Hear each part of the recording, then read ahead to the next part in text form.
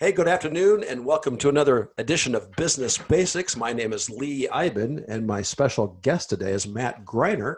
Down in Washington, Iowa, Matt Greiner is the owner of Greiner Buildings. Welcome, Matt. Glad to have you. Yeah, hey, thanks. Appreciate it. Great getting to know you so far. Yeah, you too, Matt. Hey, tell us more about Greiner Buildings, okay? There's a lot of folks that have no clue what you guys do, so fill us in, will you? Yeah, right. So we are primarily a post frame building company.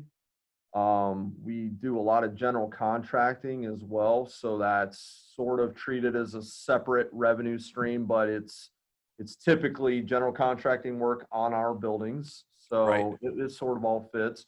We also sell some building materials to other contractors around, so we're somewhat of a material supply hub for the post frame industry. Okay. Um, I serve on the NFBA board. So the NFBA represents the post frame industry throughout the United States and Canada. Currently the sitting president. So I've been on the board for quite a while, pretty involved with that. So, we're just sort of all things post frame for the most part. We've done some pre-engineered steel buildings. We've done some stick frame and stud frame. Right. But our core is post frame. We also own a closely held company, Greiner Technologies, and we develop software for calculating and figuring post frame buildings, quantities, time to build, pricing, quotes, estimates, orders, and all of that as well. Uh, Cool. we're, we're second generation, I suppose you could say. My dad started this company. I bought the company from him. Hmm. Um, I've worked side by side with a couple of close colleagues helping me build it up to this point. And, some of them have kind of come and gone, and definitely have enjoyed my time with them and, miss them as well. But, Right. here we are still chugging along. Well, Matt, and it's interesting too because okay, so you're based in Washington, Iowa. It's a beautiful community in rural eastern Iowa, and when I made the comment that not a lot of people, there's some people that don't know what post and frame buildings are because they work in town, they live in a larger metropolis area. Your target market is primarily the folks out in the rural areas. Is that correct, or how does that work? Yeah, it is probably mostly rural, but we do traditionally over half of our business has actually been commercial Okay. here in the last several years. A lot of the commercial work does go on inside of city limits, Okay. industrial parks, or sometimes, just right within the city limits. Right. Um, so it depends on covenants and codes and different things like that. A lot of times, what's allowed, what's not allowed when you start getting into the city. Right. But in the residential sector, a lot of those clients are certainly rural. Yep. So you're working primarily with city planners, business owners, developers, and farmers, ranchers, the folks that would have a real need for a larger structure like what you put up. It depends. A lot of our client base anymore is the um, probably the married couple, I suppose you could say, that's probably probably a little bit further along in the family process. Okay. Maybe they're empty nest at that Hmm. point. Um, and they probably have an RV, or they like to have big parties, big ceremonies, whatever it might be at their place. And they want a bigger, more spacious, open residential Yes. section as well. And so it just kind of fits. So like one of our most popular showrooms is right here inside of Washington, right in the city limits, for example. Wow. And that's Mhm. cool. So, and Yeah. you just mentioned that buzzword, a showm, right? And it's on your website, but it's a shop plus a home. Shop plus a home, yeah, equals a showroom, right? That's way cool. Having a camper myself and wanting to get another one, I'm like, hey, you know what? Why not just have it all under one big roof, right? Yeah, and pull the camper out and invite 200 people over for a wedding reception if you want to, or for a Hawkeye game or, whatever Exactly. you want. Cyclones, depending on which team you root for here in Iowa, or Iowa versus Iowa State. That could be even a bigger party yet. Oh, for But sure. yeah, we're seeing that pretty popular. Um, I think people have their various reasons why they want this type of structure, Right. but it certainly fits the bill for what a lot of people are wanting to go to now. That's so true. It really is. Right. Now tell me, you have your orders coming in on a regular basis, and then all of a sudden COVID-19 hits, right? How did that impact Greiner Buildings? I think the biggest impact for us that we struggled with was the concept that we have to get crew guys to job sites remotely. Mm-hmm. So that doesn't have a remote work option with it. Right. For our office staff, that was fairly easy to transition because we have the technology nowadays. We had to up our technology game just a little bit, but it was all at our fingertips.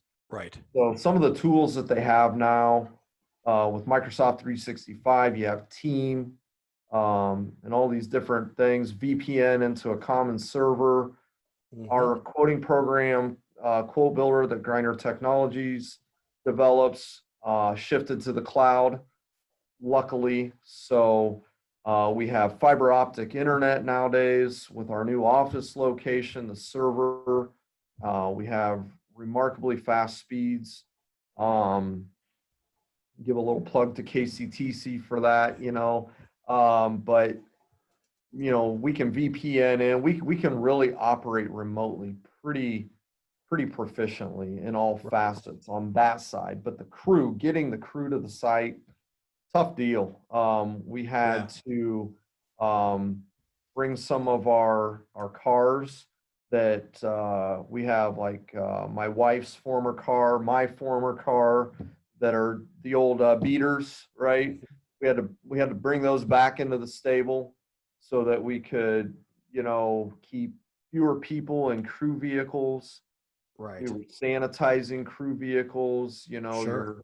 you're checking lists, taking temperatures every day, following those protocols, trying to make sure that, the crew guys were able to get to a site without possibly getting each other sick if there was, Mm-hmm. a case or there were symptoms. So I think we were on the fortunate side of what it could have been throughout this Mm-hmm. so far, but we're not out of the woodworks yet. This is an ongoing thing today. For sure. Has it affected your supply chain at all? I mean, the supply chain this year has been just absolutely crazy. Right. We have not ever experienced a lumber market like this, nothing even close. We're seeing double-digit price increases in the lumber market, sometimes by the week. Mm-hmm. So it's tough for us because, we have contracts locked in at fixed dollar prices. And, we've gone year after year, you pretty much know what your costs are going to be. They might fluctuate a little bit, but it's just been crazy out of control. I don't know how much of that is related to COVID-19, but I suspect that a significant amount probably is. So the supply chain with the lumber market has just been crazy. Availability has been a question mark Mm-hmm. in addition to prices, but so far again, I feel like we've been on the fortunate and blessed side of what it otherwise could have been. We're Right. seeing now windows, you can't get windows for up to 2 months. We're seeing That's crazy. entry doors go on back order. So we're waiting on that. We've seen overhead doors. So doors and windows, for whatever reason, have been really impacted hard. Mm-hmm. Um, yeah, and some clients are not understanding or forgiving, and that makes that really difficult as well when a Right. client's yelling at you because their building's not done and they expect that it should be. Because they're So other impatient. clients have been extremely understanding, extremely cooperative, and we really appreciate that as well. Yeah, the home, I would put Greiner Buildings, especially the Showme industry, in with that whole pool industry, right? I mean, when COVID-19's made people refocus on their family values, and they're Yeah. like, you know what? We've been talking about doing this thing. Let's build that Showme. Let's put this thing together. And all of a sudden, COVID-19 is like, you're getting the phone's ringing off the hook because now they want it, right? Yeah. I, you know, I'm so enamored with what we have going on every day. To try to look at this from a macro perspective wouldn't be my strength. I can't tell you what's going on in 2020. It's by far going to be a year for the record books. Oh yeah. I just hope that, we have a strong year financially when this is all said and done, and that we're able to keep a majority of our customers happy and satisfied through all these challenges, Right. and our staff as well. Those are kind of the three pillars that I operate by, Mm-hmm. um, which I would imagine is pretty similar for most companies. It's a three-legged stool, right? You got to have all three legs. Yeah, yep, absolutely. It's you're in this to be financially strong.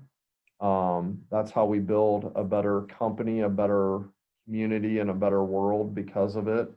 Right. Through our generosity and different things that happen with those profits, right? Like the new YMCA would be a great example.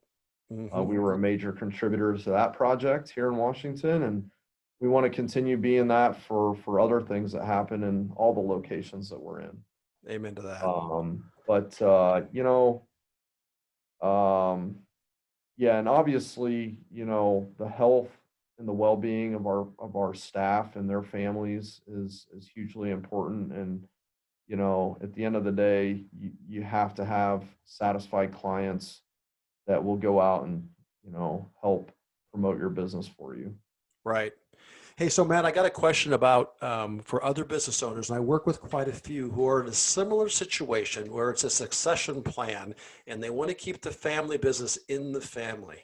Now, you're second generation for Greiner Buildings. Tell me, what's your bit of wisdom that you can share to someone who wants to maybe enter in that same kind of an arrangement with their family members? Oh, oh wow. um, It's tough, isn't it? I mean, you got probably dad that owned it before, and he had a set way of doing things. And I've got other clients like this, but right, the right. way of the past may not be the current way, right? I mean, I have to tell you, this is a subject that I would have to piece together, and I could definitely, you know, talk a lot about, and hopefully could help a lot of people out, Right. because I would not want to see anybody have to go down the path that I went down, and I imagine plenty of people have. Um, it's a tough deal. So, the bit of wisdom would be, if you could get a hold of the situation early, or Mm-hmm. before any ownership changes, or before that next generation starts signing documents, Yes. to really hit pause and get counseling from the outside. Get a business coach like yourself, get with a good quality business attorney that really understands, you Mm-hmm. know, how to set things up and how to give good advice. The CPA, kind of the same way, right? Right. Um, educate yourselves and make a commitment. This is probably the number one thing I would say. Make a commitment mutually early on. Mm-hmm. you know, First of all, that nothing comes between you as family, right? Right. Thank you Uh, for saying that. yes, and I mean, you have to make the commitment going into it. Otherwise, it just probably won't be there, I'm guessing. Um, and my dad and I have had our hardships, because we didn't do any of these things, quite honestly. So I learned the hard way.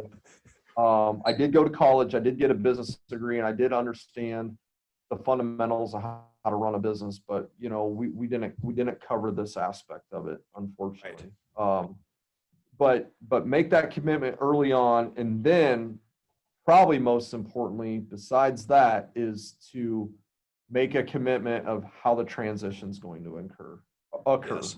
because it's inevitable, right? Like, yeah, you know, the next generation is going to be able to stomach, 10 years, give or take. Right.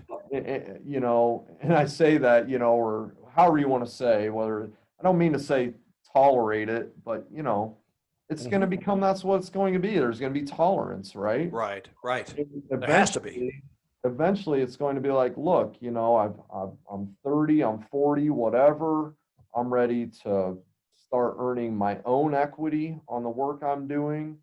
And, you know, the older generation that's passing it down sometimes doesn't want to let go, usually doesn't want to let go, I would say.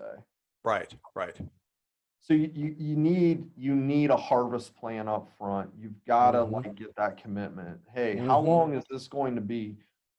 How much are you going to transition and when? Right. Because if you just go into it blindly and nobody knows, and then you get to the point where it's a tussle, that's tough. That's tough. Oh yeah, it is And tough.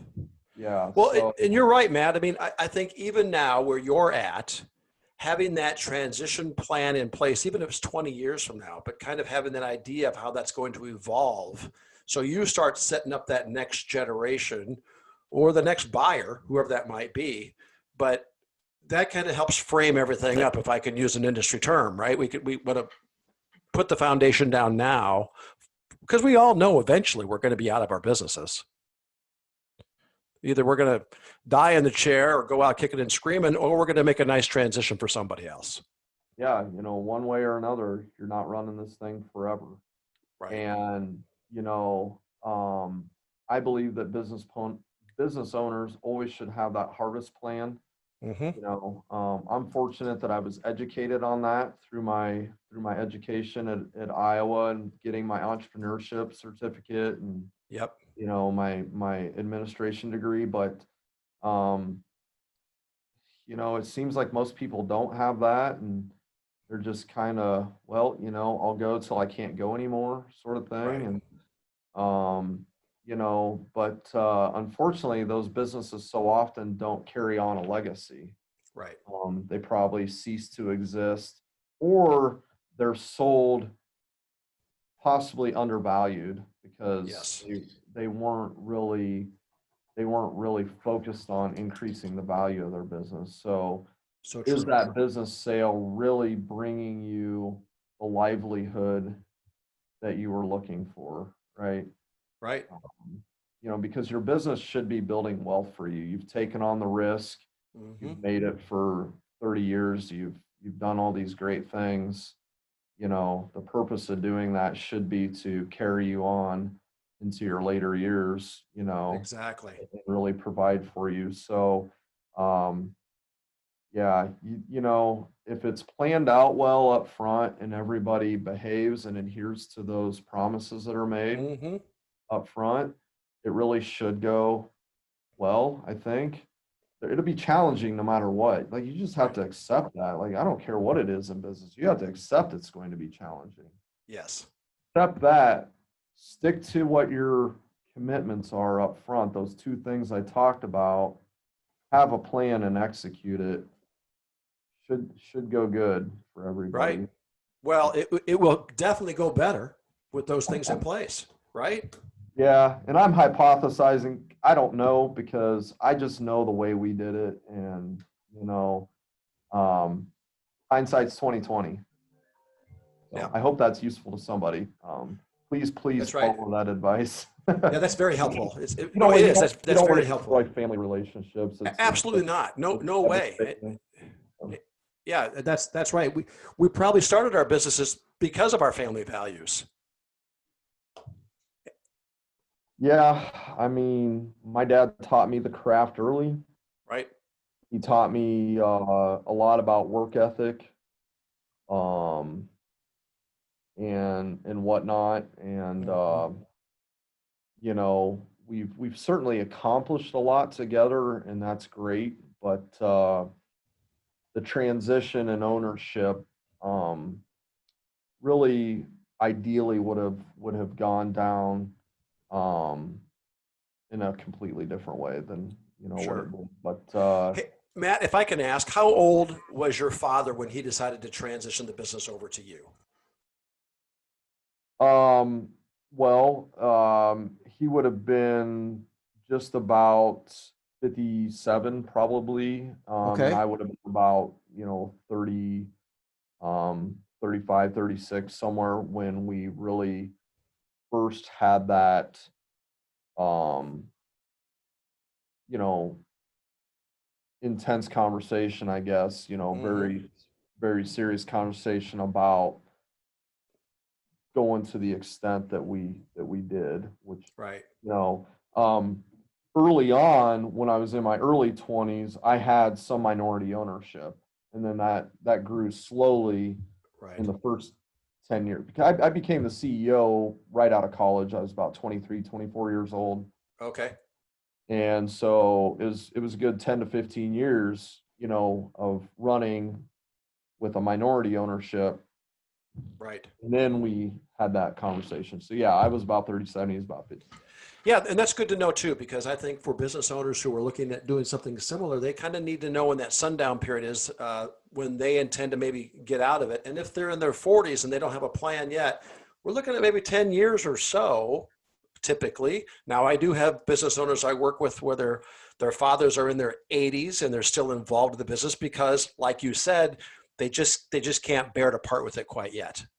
Well, the challenge that you run into is that, and this will change a little bit with the next generation, because like me, I didn't have my first kid until I was 35. Okay. But you look at, my dad was born in 58. I was born in 81, so he'd have been 23. So that's a big difference, Right. 12 years. So you look at, we're only 23 years apart, right? Hmm. And so about the time that I've been the CEO for 15 years, and you get to be 35, it's like, hey, I'm wanting to run the show. You're wanting to do new things, and Right. you know the problem is the magic number for him is more like 67, because Hmm. you have Social Security, Medicare, some of those different things that kick in and Right. make that full transition a little more desirable. So you sort of have this time period where it's a real challenge because you have a conflict of interest, I would say. Yeah. You need to be aware of that as well. Oh, for sure. You really do. There's so many dynamics that come into play when you're having a succession with a family, as opposed to just buying a business outright or starting a business from scratch. And to be mindful of those things is so important, Yeah. critically important, I would say. Well, Matt, I think our time is just about up. I really appreciate you being here today. I look forward to speaking with you again soon. Okay, great. Don't go away quite yet. This has been an episode of Business Basics. Our featured guest today was Matt Greiner with Greiner Buildings, and you can find them online at greinerbuildings.com. And be sure to look up the Shome, which is Shop Plus Home. Matt, thank you so much for joining us. Hey, thanks a lot. Be glad to come back anytime. Thank you. You bet.